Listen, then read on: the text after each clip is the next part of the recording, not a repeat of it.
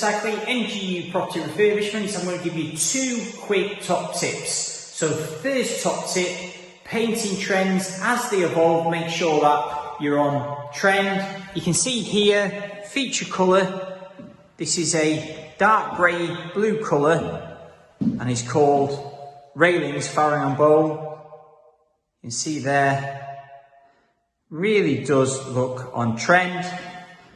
We've also put an IKEA light fitting. This is the main room that people spend most of the time in the living room. And for an extra £4, rather than putting the cheap handles, upgrade your handle pack.